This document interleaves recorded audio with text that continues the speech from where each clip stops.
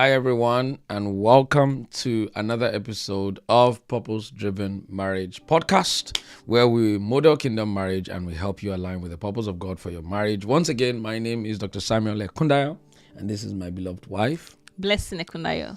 It's a joy to be once again on your screens, or perhaps you're listening to us on our podcast platform.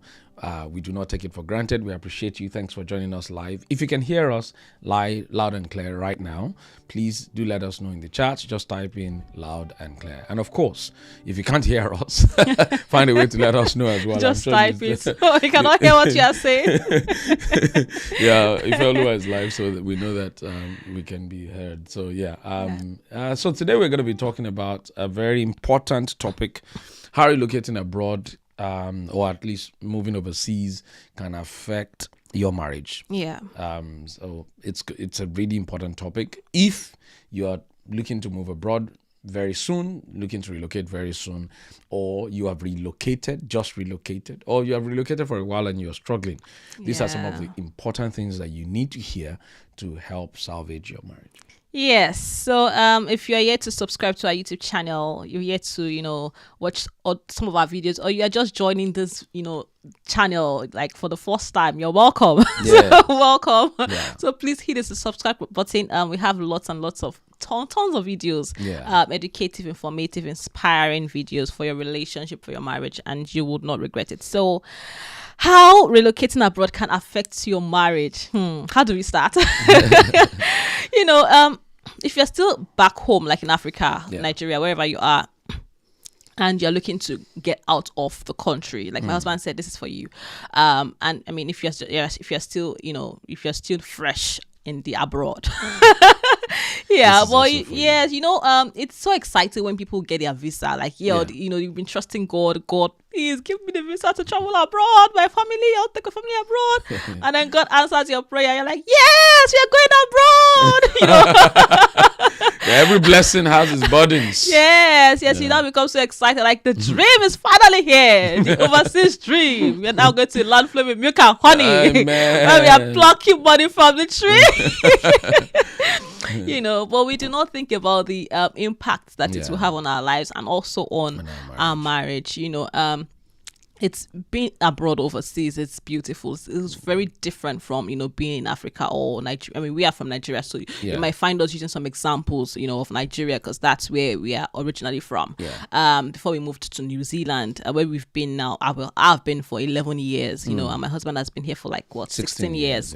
Yes. So, there's a lot of blessing, a lot of privilege, a lot of, abundance, in this place. The fact that the security is intact, you no longer have to, worry about, hey, I'm robber or this. I mean, there's still theft and stuff like that, but it's not like rampant Some parts of Africa, yes, you can travel in the middle of the night, drive and not feel like, God, protect me. God will protect you too, but you don't have to start speaking in tongues all through. The joy of, being able to get easy access to hospital. Those are the blessings of being in this part of the world. Or you water is flowing easily in your kitchen. You have to think about power. Apologies for that. We are back. There was a slight technical issue, but we are back. So in case you have any questions based on some of the challenges we're going to be sharing today, feel free to reach out to us in the comments. Or, maybe send us an email at info@samuelekundayo.com. Yes, and we'll be able to respond to you. I hope you can still hear us. If you can still hear us, please help us type loud and clear. Thank you. Yes. So let's go straight into it. How relocating abroad can affect your marriage. Right. So the first point we have here is financial strain. It can put a financial strain on your marriage. Traveling abroad to start with is very expensive. Getting out of your country to relocate, to move your entire family is expensive. The visa, the application. Some people have spent a lot of money making that move happen. Yes, the ticket for everything. It's like your savings, or some people went to go and borrow money. Like, please, we have. Some people sold land. Some people sold houses. Yes, I've heard of stories of people who sold land, sold good houses to be able to make that trip. Yes. So, you're already sort of, in a financial situation. and there are for debts. some people. And some of those things are debts as well that have to be paid. So those debts that people had to, maybe they sold something or they borrowed money from family and friends. Yes, when we get abroad, they're going to send you back. We'll pay you back, So, it's a lot of financial, commitment already. Yeah. And then you get here and the bills don't stop in this part of the world, or the bills just keep coming. In the developed world, the bills do not stop. And, I have an analogy. For example, say you still have like 5 million naira, okay? Because, naira is the currency that we use in Nigeria. So imagine if you have 5 million naira that you brought to New Zealand, thinking that you have a lot of money. 5 million naira is just about approximately 5,000 New Zealand dollars, approximately. So say you move to this part of the world, right?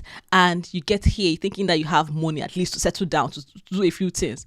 By the time you get into an apartment, and you're paying like $400 per week. Wait, what am I saying? Depending on how big the family is. So at least so let's say a family of just two, husband and wife. Yeah, maybe with one kid. Like about $500 a week. Yes. So a week. Yeah, imagine paying $500. Emphasis on a week. Yes, $500 a week. You don't have 4 weeks. 5 times 4 is 20. So that's $2,000 in 1 month. And we haven't just on the accommodation. We haven't even talked about electricity, food, water, all of those transportation. You may need to buy a car. So by the time that money starts going in dollars, you're like, hey, we need to look for a job, or we need to do this, or we need to do that. You start stressing about it, and you're wanting to get a job and things like that puts a, strain on your finances, puts all of those things on the marriage or also. So both of you start putting pressure on each other, like, okay, you need to go and get a job. Or for example, if one of the couple came to school, to study whether MS Masters or PhD or whatever, then the other person is the one that now has to go and carry most of the financial. Yes. So going abroad does put a lot of financial strain, a lot of financial pressure, that people do not actually realize. Yes. I also noticed that when people are looking to relocate, for instance, looking to relocate from Africa to a developed country, most of the times what people really, really plan for is the move, the travel. People don't really think about what's going to happen after. What's going to happen when I land, so they put a lot of money into whatever requirements the visa is asking them to, go and bring so thousands of dollars to, let me just get out. Go and bring the ticket money. Those are the things that it appears people tend to plan for. It is when they now arrive that they are shocked. They are often shocked by the waves of expectations around, expectation meets reality. Yes, so I'll need to live in a place. So if I don't get a house, I might probably continue in a hotel or Airbnb for a while, and that's expensive. And yes, all of those things. All of a sudden, people are shocked. They are shocked even by the level of social support that they find around them. If you don't have a sibling, all of those sort of things, those kind of things, can put a major strain on. Yes. So it's very important that you realize this and you plan ahead for this, so that you're not because it could create sort of stress. You don't prepare for war in time of war. Yes. It reminds me of when you're talking about preparation. It's just like how people prepare just for the wedding. They spend a lot, do lots of planning, do everything, and then idea about the marriage. Shocks them. And it's sort of similar. So it's important that you realize the financial impacts that it can put on your marriage if you're not well prepared for it. I remember there was a guy who arrived in Singapore. My dad will remember this. I don't know if my dad's watching. Who arrived with his family from Singapore. To Singapore, sorry, from Nigeria to Singapore with his family. Because at that time there was no need for visa. They came with their passport. They gave them 1 month stay. Of course, they thought they could just stay endlessly. I think one person deceived them anyway. But they came with the mindset that everything is provided. Their house is provided. Everything. I don't know. Maybe they lied to them. But this they are going to get that land.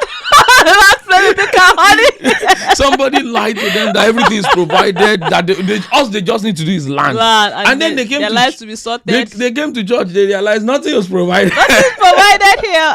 Nothing. Nothing was provided. You have to provide it yourself. And what was funny was I remember my dad saying, "But excuse me, sir, you are educated now. Can't you at least just Google?" even if somebody lied to you, just Google to check, that is truly everything provided. Yeah. God have mercy. It is well. It is well. So everything is not really provided. No, and that can impact on marriages. Sincerely speaking, that can literally begin the downfall of the marriage, or a lot of issues and arguments and resentment and bitterness and so on and so forth. Yes. So that's number one. Number two is, so when you're relocating abroad, it can create tension in the marriage, secondary to unmet career expectations. So there can be tension when your career expectations are not met, and we've had a fair share of this. Well, I had a fair share of this. Share it. I left Nigeria, to New Zealand with the expectation that I'll come to New Zealand and I'll just practice, write my examinations sharp and practice. But the reality hit me, and it was not going to be like that. Many things affected that plan. And I realized also, how we talked about financial strain.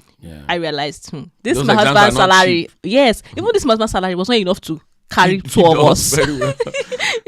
So I realized that no matter how little, I had to go and look for a job, so that we can continue to survive. Not to now talk of writing exams. So I had to go and look for a job, a part-time job. And I remember that my first job, it wasn't a nice job. My very first job was, I was working for the electoral committee. There was an election going on at the time, and they told me I should go and be taking people's details, knocking from door to door.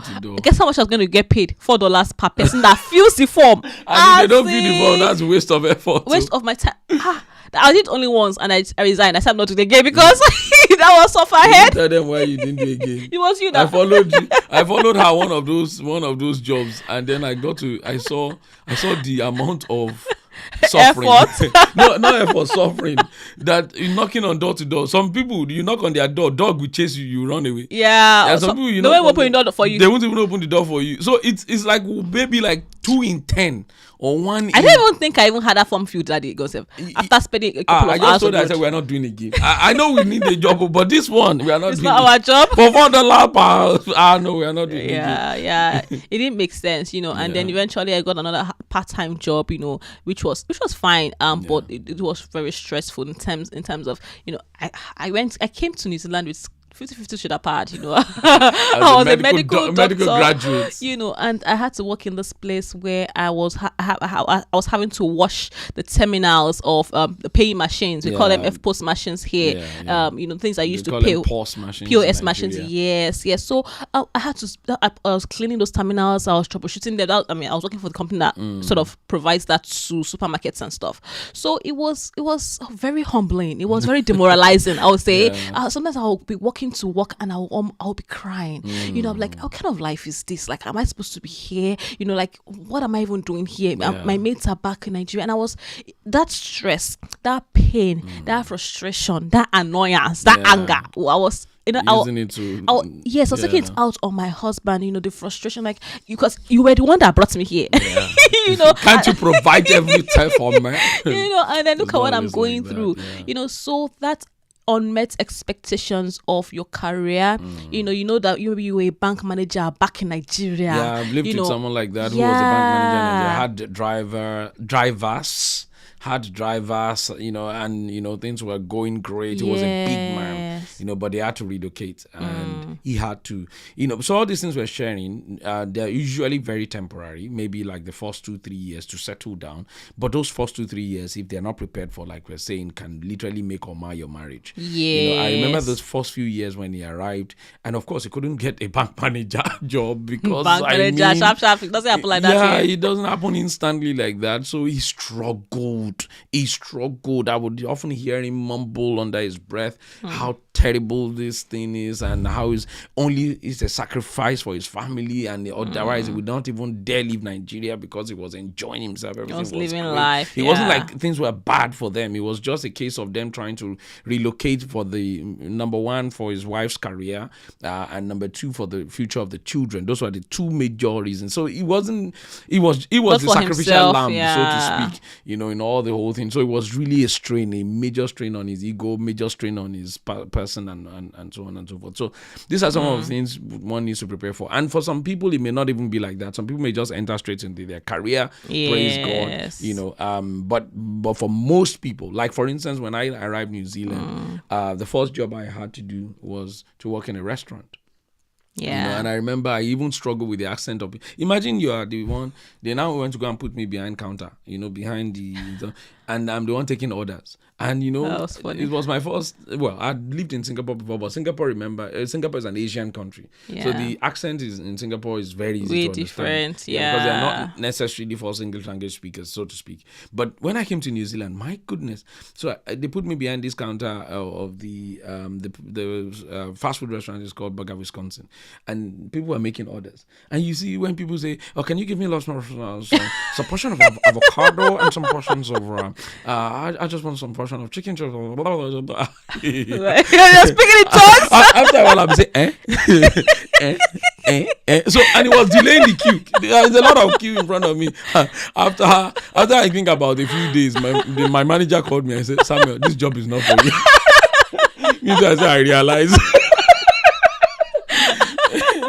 It's a very cultural shock. Everything when you get to part of the world. Even I have my own story too. I could not understand anything that they were saying. I'm not even lying. I could not understand anything that they were saying. The accent was like, I was like, what are you people saying to me? After a while, I'll just be laughing. When they're laughing, so just let them laugh. You cannot laugh when people are ordering from me. I could not laugh.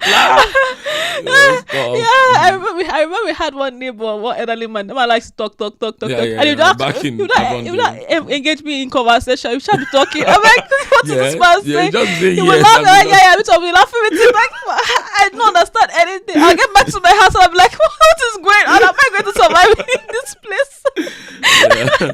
Those are some of the challenges. Some of the challenges, and people don't tell. Well, maybe some people do, but you hardly hear about some of these challenges live, and that's why we're doing this, so that anyone who's looking to relocate soon, so I can begin to prepare your mind. I guess one of the major causes of anxieties and stress is when you are not prepared. But when you've prepared your mind that, okay, for the initial few months I may struggle to understand the accent, for the initial few months the kind of job that I will do may not be the one that matches my certificate or my career aspirations and ambitions for the first few years. All of those things can help to settle anxiety, make you less anxious, make you less stressed, less frustrated as well. Yes. If you're watching us, I'm sure that you can relate to you're living abroad already. You can relate to some of the things. Watching us, some of the things that we are saying. So it's important that. And there are some people who may not be able to relate because maybe they came straight away and they were just working. Maybe a company even transferred them, and it's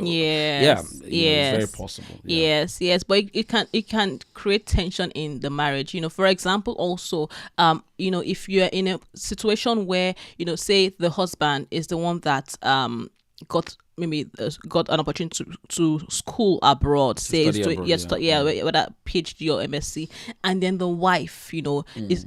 And there are children in the mix. So the wife now gets into a situation where she's not able to work because they cannot afford childcare.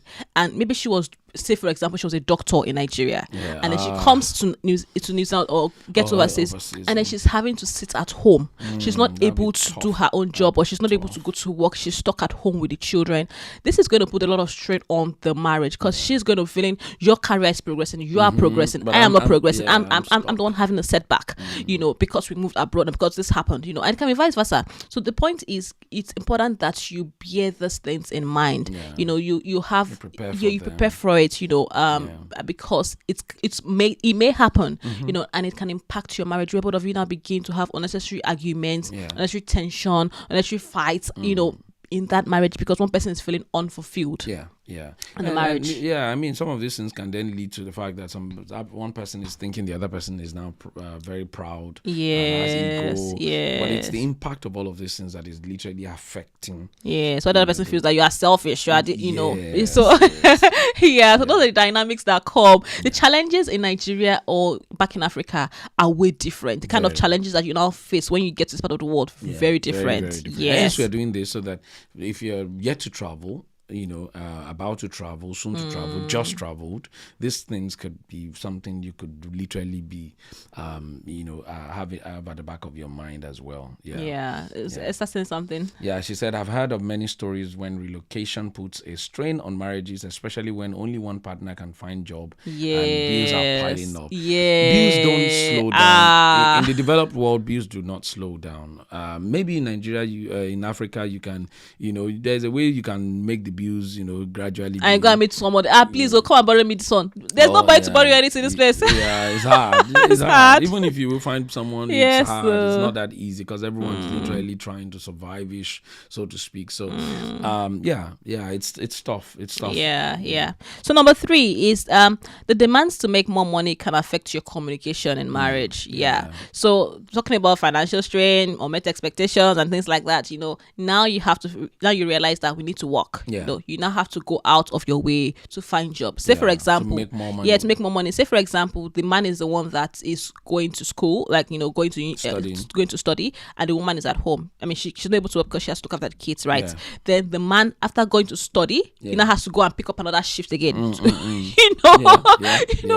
so you're like, okay, after work, he just from studying the family like that. From studying, the man would do his main job. The moment he's back, he probably get a rest of like an hour or 2. He's going to a night shift. Wow. And he will come back early the next morning again to go back to the main job, and will come back again to go to the next shift. So, that is crazy. And he was doing that. I think he was doing that for months. And I remember one day he called me because I was a single guy at the time. We hadn't gotten married, and he called me and said, "Sam, the way you are not hardworking."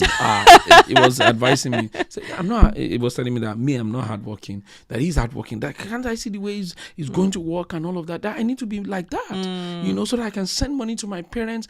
I was doing a job at that. I was living with them. And you were also doing your PhD. And I was studying for my PhD and all of that, so and I took his advice. I began to apply for jobs like that, so that me too, when I do my PhD and I come back, money I already have a job too that I'm doing part-time there. I had to go to another shift. I was wanting to be like him. He was like my mentor because I was living with him. And I remember at that time, just after he gave me the advice, I can't remember, maybe a day or 2 after, he broke down. He literally slumped. They had to call ambulance for him. At work? At home. Wow. I think he had just arrived and was preparing to go to the next shift. He slumped. Wow. God save him, he didn't die because the ambulance arrived early, and and they took him to the hospital and he was resuscitated. I remember he came back home, I think the next day or 2 days after, and he called me. He said, "Samuel." I said, "Yes, sir. You know the advice I gave you a few days ago?" I said, "Yes, sir." He said, "Please don't take the advice." I said, "Why is that?" He said, "You didn't see how I almost died." So this kind of things people overwork themselves just to make ends meet.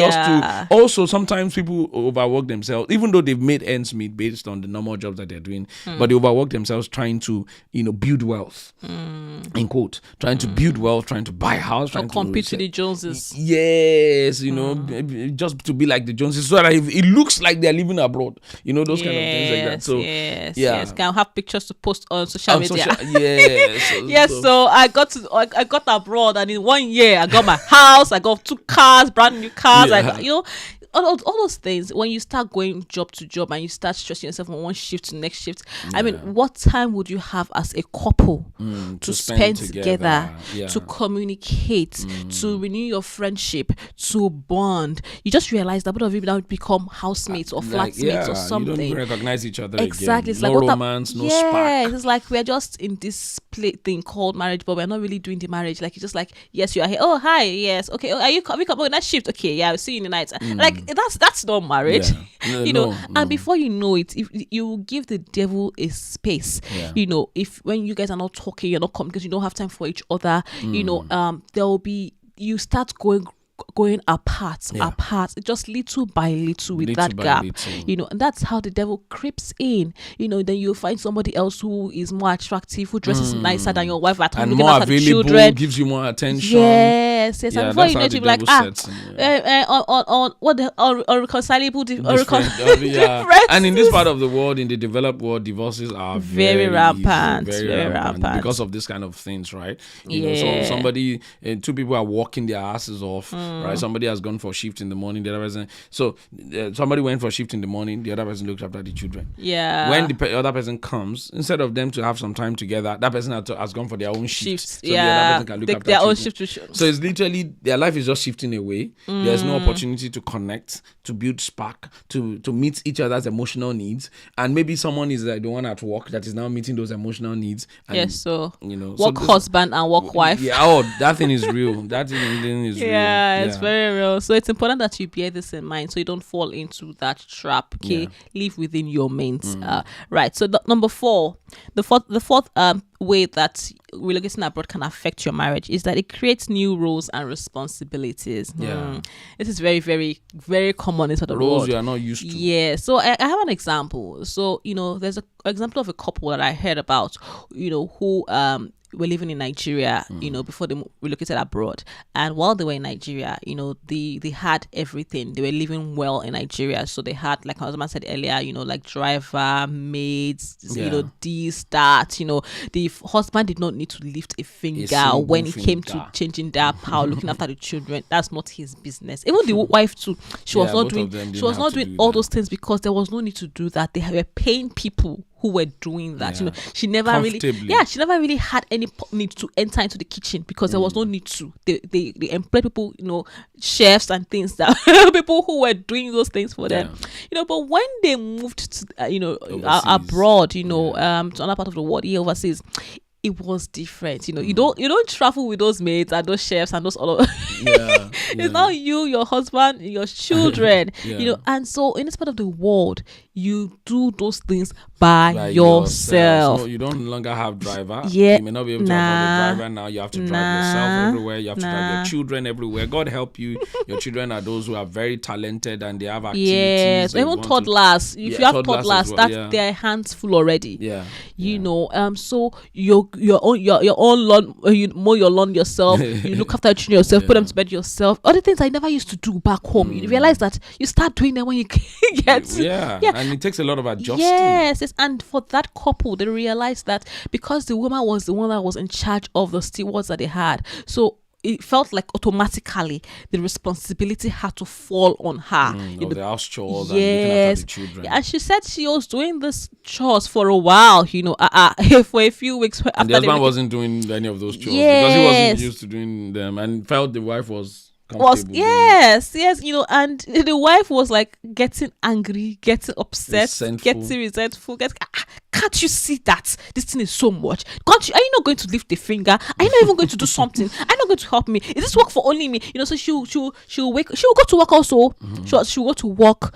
Look after the house, look after the children. He will go to work also and everything. So, but she was doing all the house chores and all of those things, and it was taking a toll on her. And she said one day she thought to herself, what? I have to speak to this man because he's not saying what I'm saying. I mean, this is not sustainable. And she was already getting stressed, and those kind of stress, if you don't manage them, they can lead to spiral into resentment and bitterness. Yes. So she had to just tell the husband, see, we have to find a way to make this work because this is not working for us. It's taking a toll on me. How can we make this work? So husband that never used to change that part and never used to sweep and never used to do the dishes, never used to do all those things, now has to learn. Yes, and that's the reality of living abroad. So if you're watching us right now and maybe you've never had to do any of those things, or maybe you have even prayed in your life, I will never do it, and you are looking to move overseas, then you've got to start to pray your prayer and repray a new prayer. Yes, because when you come to this part of the world, there's a likelihood you would need to do all of that yourself. Another thing that many people do not consider is daycare. Apparently daycare is very more expensive. I don't know if it's expensive a lot in Africa as well, but it's very expensive in this part of the world. In fact, people equate it to almost you're paying rent, like paying rent or almost paying mortgage.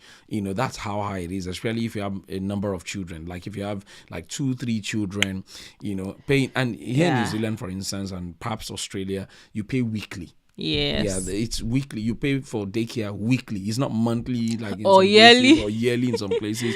It is weekly. The same thing with rents. Rent is paid weekly here as well. So those things, and they come at you fast. I mean, if, for instance, if you pay your rent every Friday, the next Friday is knocking on your door like this and all of that. So, all of that strain, it forces you to develop new roles, new responsibilities, to be able to look after something. That's why you see some people in those new roles and responsibility, somebody will have to let go of their career. Let go of their career ambition to become something, become this, so that the children can at least stay back home, grow up a little bit, so that daycare can be affordable and all of that. And that puts that person's career in the background for a few years before they can then be able to go forward and all of that. Sacrifices have to be made, because you don't have a mate, because you don't have somebody to look after. Nanny. Some people enjoy when they are parents, who can help to, or siblings who can help, maybe siblings who are studying and all of those things. But if not, it can be very, very tough. And we just want you to prepare your mind for that if you're looking to travel soon or you've just recently traveled. Yes. So it means that when you get abroad, don't just have the mindset that, don't be a traditional husband, don't be because if you're a traditional husband and you want to travel, just remain where you are. Don't travel abroad. I am the father of this house. I cannot don't travel abroad because let me tell you what's likely going to happen. If you end up leaving that woman to do everything and she is suffering under it, some people might like it though, so no, you can't wife, we are married. So, but if you some people may not mind. Yes, but not many of really, if you end up leaving the woman to do every single thing and she's suffering under it and she's struggling, guess what? It's only a matter of time. She's going to leave you. That's the truth. She's going to leave you, especially if you're not a man that is understanding. If you're a man that is still demanding, and you're now cruel with it. Yes, and you don't appreciate or value all that. You be like, I go to work, you just stay at home. What are you even doing at home? What is she doing at home? You don't realize that the reason why you're able to go to work comfortably because someone is at home. So, and there's some people who take for granted people who stay at home or people who look after children. There's that mindset that they are not working, they are not doing anything. Looking after children is a lot of work. Yes, and that's what gives you the peace and the confidence to be able to actually go out to work and advance your own career. Yes. So it's important that you consider that. Should we move on to the next point? Yes. So number 5, it increases your dependence on each other.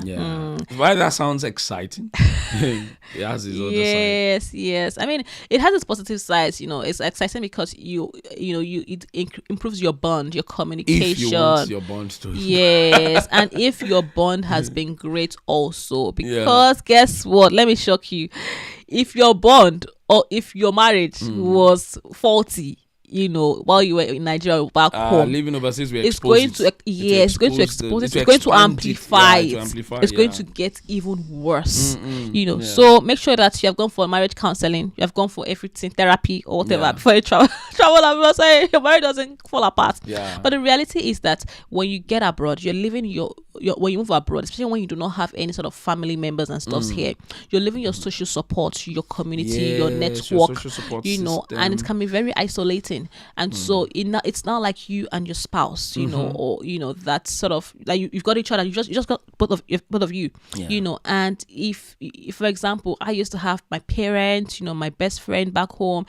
We used to talk, go to their house, almost like so those people were people who were outlets for me. When I need to talk to someone, I didn't have to depend on my husband to talk to him like 24/7 or whatever time.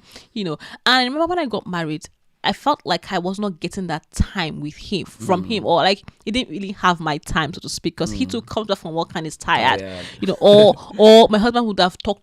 Like he likes to talk. He would have talk, and then he gets home is straight. He cannot talk to me. I'm like, can you not talk to me like because it's already exhausted. You see my husband, you think that this man, he likes to talk at home, but does not talk. Don't talk too much. Yeah, it's outside. I talk a lot. So I'll be feeling somehow. But I realized, at that time, I felt like I just needed someone, like not someone. That it was the only person I had. To be able to talk to, have rapport. Yes, and if I wanted to talk to anybody else, by the time it's day here, it's night there. By the time it's night here, it's day here. Like it's just crazy. Yeah, time difference doesn't help as well. Yeah, and so if you don't have a spouse that is willing to listen to you or hear you out, or does not have time for you for whatever reason, it can begin to put a lot of stress on you. Yeah. You feel isolated, you feel by yourself, you feel like, why am I even here? If care is not taken, it could even lead to depression. Yeah. The challenge with this is the fact that when you move to an environment like this, like we said, you already have your support system back home. Now the time difference is massive. You may not be able to sustain that. And even if you do, they don't understand what you're going through. If you ever if your free time could be their own work time, so they can't really spend the number of time that they can't even come to your house to come and support you and talk to you in person. So it takes time to rebuild a new social network. Absolutely. A new social network of people who now understand you, who can relate to what you're going through, who are in the same environment, who can help you look after your children should you need a bit of rest or all of those sort of things. It takes a while. Yeah. A while. People you can also trust with your children. All those dynamics that can make you to just literally, and that's why in those initial years, depending on each other is going to have to be the key. Yes. Depending on, like we talked about the shifts, somebody going to work in the morning so that somebody can look after the children, and somebody going to work at night so that somebody can sleep over with the children. And then, so it's like husband and wife may not even see, talk less of even saying you want to make love or something. It's often varied. And guess what? For most people, that's 7 days a week. Yes. For those initial years, might just be like that for 7 days a week consecutively. So we're not trying to scare you, but we're trying to just prepare your mind as to some of the things that could literally happen, so that you can prepare your mind on how you can go against this. Again, when your mind is prepared, it reduces anxiety, reduces stress, and reduces frustration. Yeah. I love what Dr. Drs Ekundayo is saying here. He said, I used to be a traditional husband, but I am now changing and really fast. Exactly. Yes. You've got to adapt if you absolutely. You cannot say, this is me.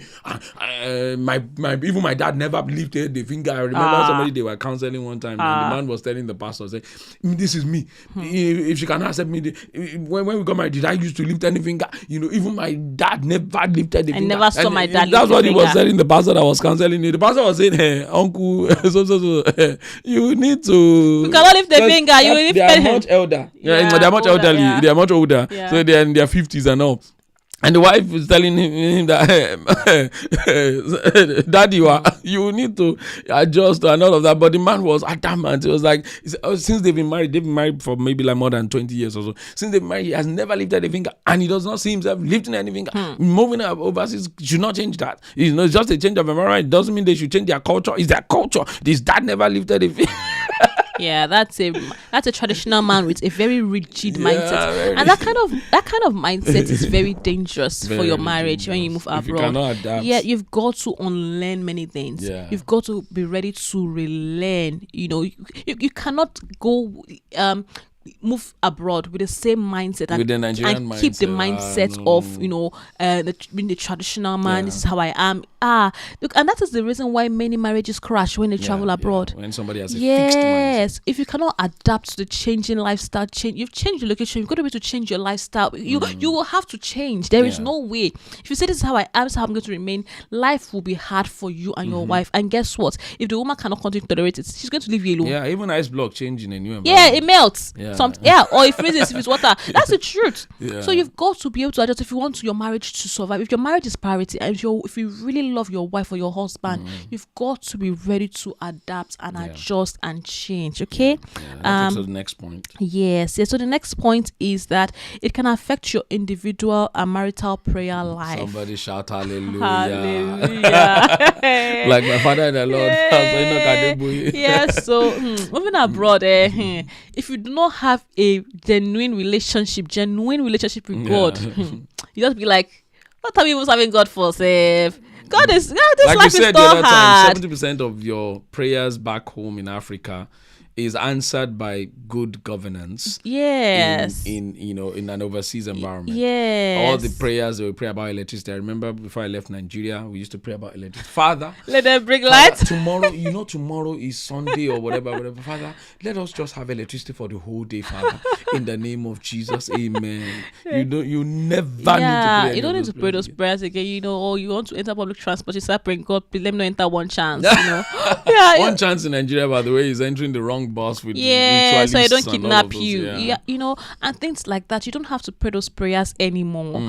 Or you don't, and you get to this part of the world, because nobody really knows you. Even though you're a church leader or a pastor or whatever, you don't feel like nobody knows me anyway. I can relax. I can go to church when I want. Church and just behave anyhow. Everything is provided. So sometimes you feel like, what are we even praying for? There's no prayer point. Like God has answered all our prayers.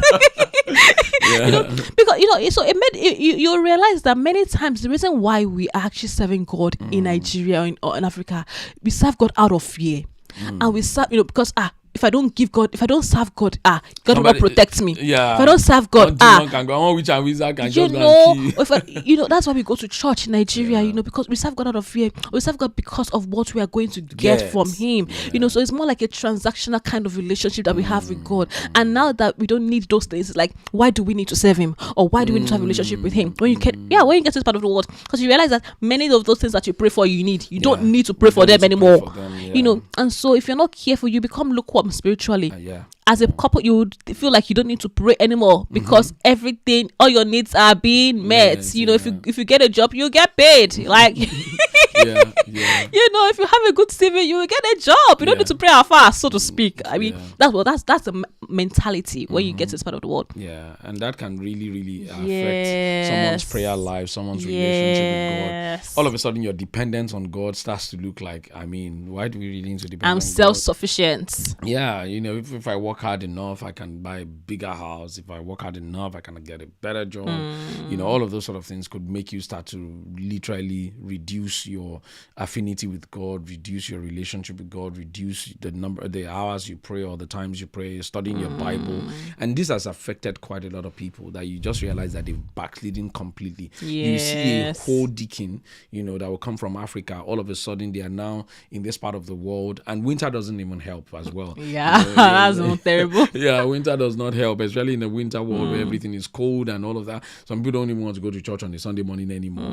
They don't want to go to church on a Sunday morning in winter. And all of a sudden you realize the person that was very vibrant back home in Africa, and all of a sudden, they don't want to join the workforce so that nobody will hold them accountable. They don't want to even come to any church. They only go to church 31st of December. Like this 31st December coming now, that's when you see some people in church only once a year. They just go and pray for the next year, and then you see them back withdrawing to the share. All of those things are the reasons why many people lose their prayer life, lose their walk with God.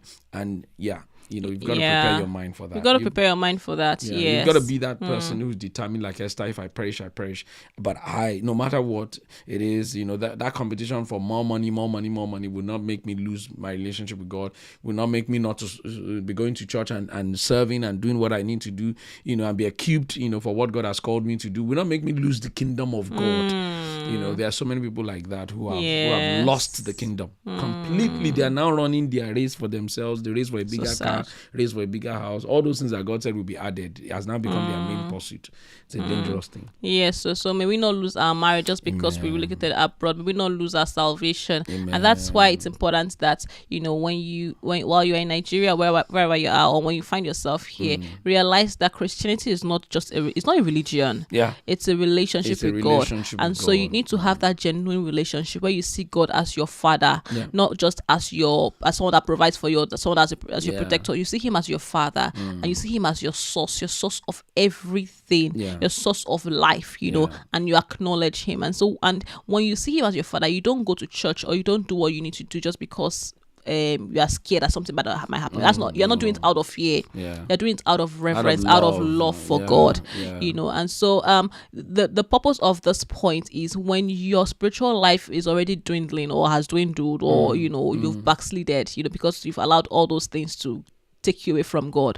It's very likely that when challenges you are being faced with challenges in your marriage, you know, you've lost that anchor. Yeah. You know, your foundation, you've forgotten your foundation, you know, and what your source. And so where would you run to? You know, would you remember God when you're stressed out? You know, you're stressed about your marriage, you're stressed about your children, you're stressed about your work or things that happen, and you no longer have God in the picture. You know, it's very easy for the devil to cause havoc in that marriage. I mean, it's very easy to see that the only solution is divorce. I mean, that's the only thing that you're going to be saying, because you can't. You feel like because both of you have lost your connection lost with God. Yeah. You know, so the only solution will be divorce at the end of the day, and that's not God's will for you. That's not the reason why God took you out of that country to another country, not for you to go and fall apart. It's not God's will for your marriage. In fact, the essence of traveling abroad most times is God intentionally sending us on a new assignment. Most people don't realize this. They think traveling abroad is just a means for a better life.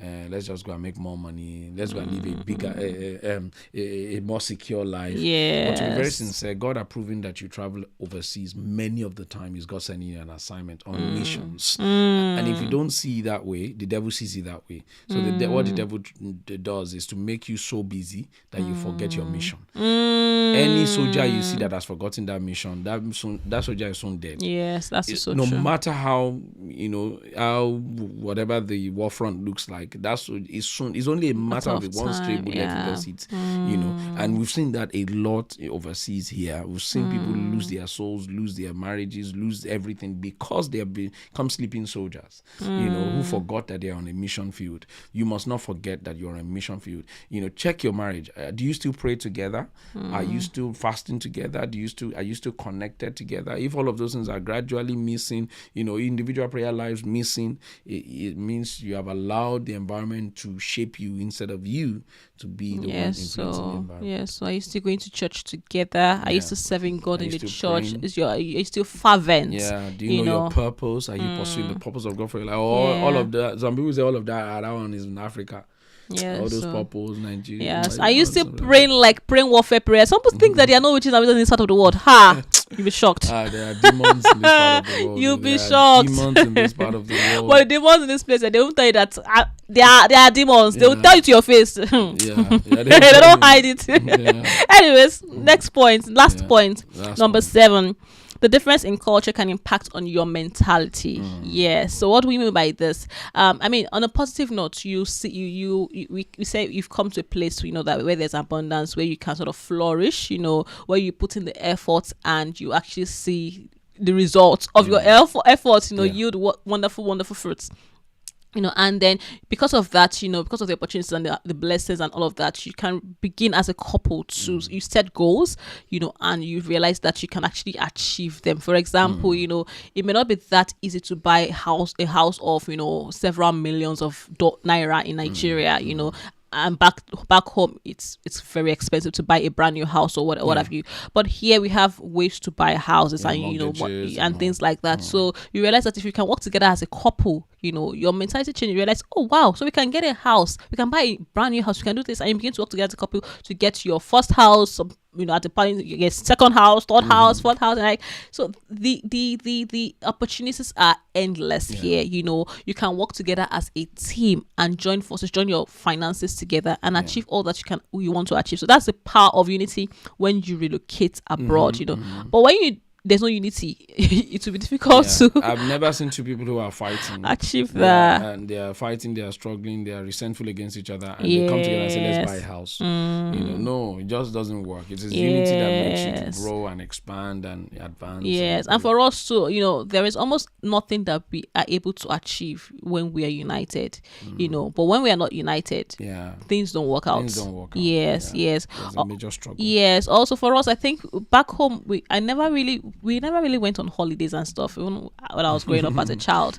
But the mentality here has also, the culture here has changed our mentality. Holidays, so this day, now in our own home, we have a culture of let's go on holiday, let's have fun, every Christmas, that's our culture. The whole family, we go on holiday. And it's because we've developed a growth mindset over time. We cannot continue to live with the Nigerian culture or mindset in this part of the world. For instance, we are raising our children in this part of the world. They haven't lived in Nigeria, they haven't lived in Africa, so you've got to take some of the good things in the culture here, and adapt, and of course retain some of the good things in our culture, in our environment as well, if they're retainable. Very important. But let's not have a fixed mindset as if this is the only way something can ever be done. We don't do holidays in my family, we never do holidays. All those sort of things could literally not help you, can make some people lose their children, all of those sort of things like that. It's changed our mindset and mentality a lot, talking about children. So even the way we parent our children, the culture here has influenced it. We cannot parent our children the way we were parented. We should do a podcast on that. Parenting in universities, Western culture. Parenting in Western culture is very different from parenting in an African culture, for instance. Yes, you cannot just, there's no cane here. You cannot just say, I'll slap you now. No, you don't do that here. So you've got to change. If you raise your children like the way you were raised in Nigeria, back home, you get in trouble. Or you even end up raising rebellious children. Children who will be scared of you, mental health issues. Yes, and children who will just do what you want them to do because they are scared of you. And the moment they become 16, 17, 18, they're out of your house and they become anything they want to be, and you would not like it. So you've got to calm down, and learn, okay, how can I parent my children, now that we are in this part of the world where I cannot treat them like I used to treat them in Nigeria, else police will come for me. I guess the goal is, okay, when we're talking about mentality, don't necessarily have an African mentality versus Western mentality. Just have a kingdom mentality. Yes, that's right. That absolves you of the responsibility to be here or there, or that kind of a thing. Just adopt a kingdom mentality. What does the word of God say? If that's your mentality, of course there will be a major influence on how you've been raised, the culture you've been brought up in. True. But it also helps you to have a growth mindset, to also be able to be flexible, adaptable, and do what is necessary to raise your children in the way of the Lord. For instance, have a marriage that is a kingdom one, not an African marriage or a contemporary marriage, because the Western world also runs contemporary marriage, where the woman is the one that has the upper hand, and whatever the woman says is, that with woman, your wife can tell you go and sleep on the couch, and if you don't sleep on the couch, if police can, all those, there is a lot of dynamics to that could put some people in trouble. And of course, if you want to run it by the African one, just like all the things we have talked about, you'll say, I'm a traditional man, I'm a traditional woman, we are a traditional couple, and you just realize you are losing yourselves, losing your home, losing your children, but when you are adaptable, you are teachable, you are humble, you can begin to even practice some of these things pre your travel, or begin to, change your mentality, change your mindset into a kingdom one where you are not rigid,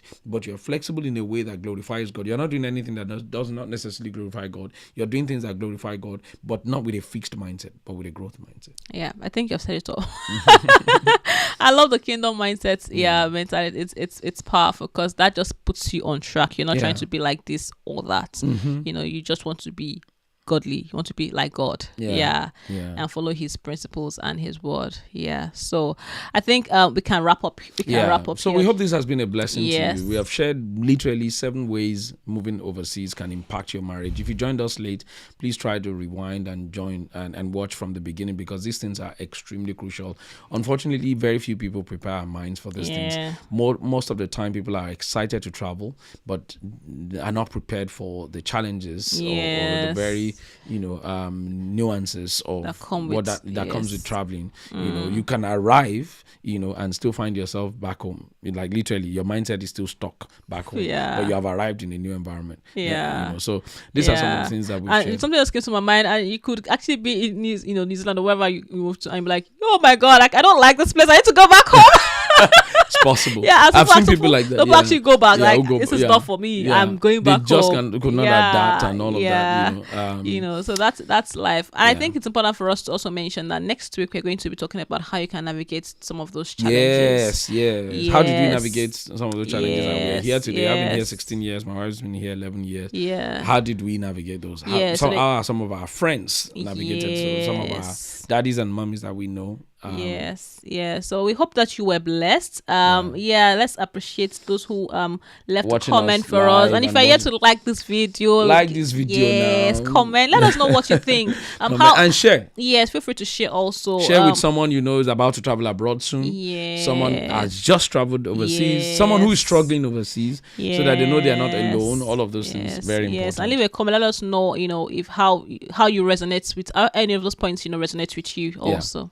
All right. Our very own Ifeoluwa Roshagbe, thank you. Thanks for your support always. We appreciate you. Jacinta Anuka, thank you for always. God bless you. Comfort Adego Keumba call Bumi, one of my proteges. God bless you. Esther Adebayo, our very own sis. God bless you. Falashade Onilawa, God bless you, sis. Dr. Amos Ekundayo, God bless you, sir. Thank you for joining us today. We appreciate you. And John Alechenu, that's my brother. God bless you. Happy birthday, sir. God bless you. Happy birthday. Shout out to you live. All right. I think that's about it. Those that we are able to see their comments. Okay. If you're going to watch the recording later as well, let us know you watched it. Leave us a comment. If you have any questions based on what we've shared, feel free to ask the question. And next episode will be like a part 2 where we really talk about how then do you navigate some of these challenges. We might just be able to answer some of those questions. All right. We'll see you next week by the grace of God. Take care. God bless you. Bye-bye.